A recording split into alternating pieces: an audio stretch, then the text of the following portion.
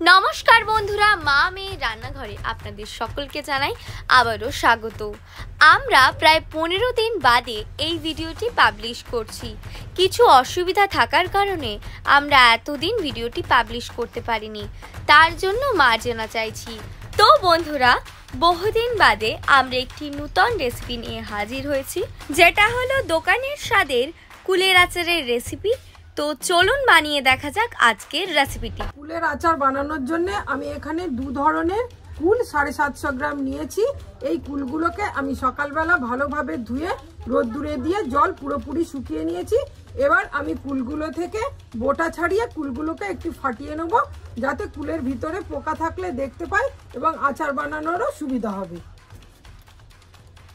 কুলের বোটা প্রত্যেকটাকে আমি এইভাবে ছাড়িয়ে নেব এবং কুলগুলোকে একটু ফাটিয়ে দেব।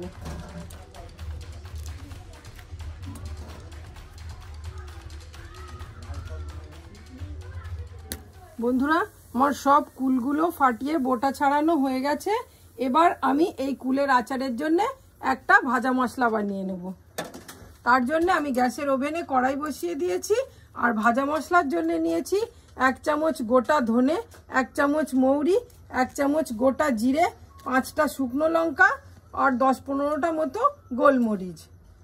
এবার আমি এই সমস্ত উপকরণগুলোকে কড়াইয়ের মধ্যে দিয়ে খুব হালকা করে ভেজে নেব।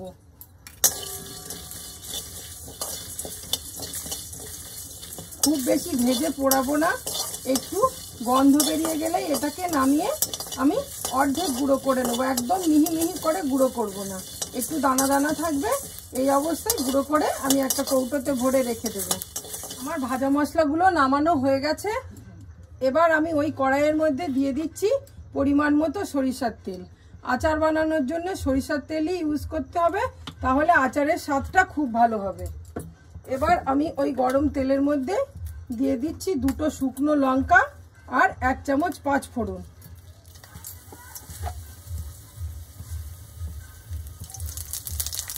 পাঁচফোড়ন আর শুকনো লঙ্কাটাকে দিয়ে একটু নেড়ে দেব এবং ওর মধ্যে যে কুলগুলো রেডি করে রেখেছিলাম সেগুলোকে দিয়ে দেব।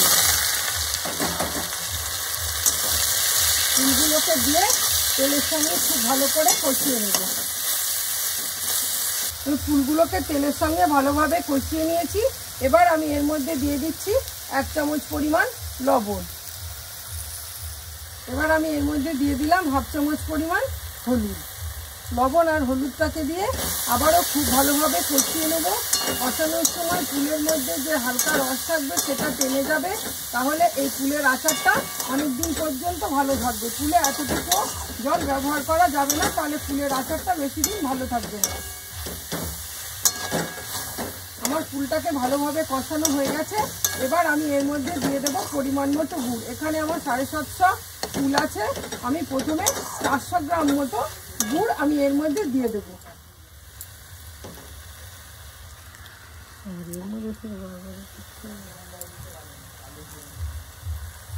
গুড়টাকে দিয়ে আমি কুলের সঙ্গে খুব ভালোভাবে মিশিয়ে দেবো।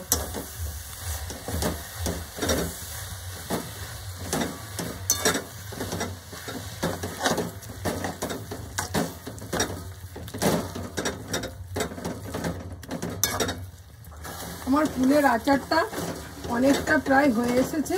আরও কিছুক্ষণ আমি এইভাবে নাড়তে থাকবো এবং গুড়ের যে জল আছে সেটাকে একদম শুকনো করে ফেলবো, তাহলে কুলের আচারটা অনেক দিন পর্যন্ত সংরক্ষণ করা যাবে।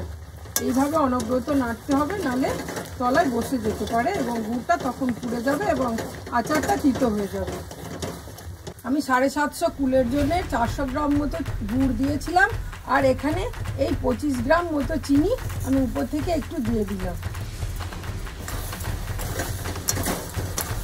চিনিটাকেও দিয়ে খুব ভালোভাবে আচারটার সঙ্গে মিশিয়ে দিচ্ছি। ওদিকে আমার ভাজা মশলাটা রেডি হয়ে গেছে। এবার আমি একটু বিট লবণ গুঁড়ো করে নেব।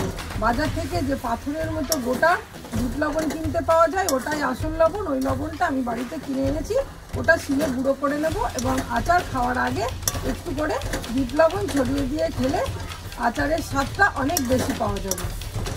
চিনিটাকে দিয়ে আমি খুব ভালোভাবে আচারের সঙ্গে মিশিয়ে নিয়েছি। এবার একটু হালকা আছে এই অবস্থাতেই আমি নামিয়ে নেব, কারণ ঠান্ডা হয়ে গেলে এর চেয়ে বেশি শুকনো করলে একদম চিট হয়ে যাবে, আচারটা খেতে একদম ভালো লাগবে না।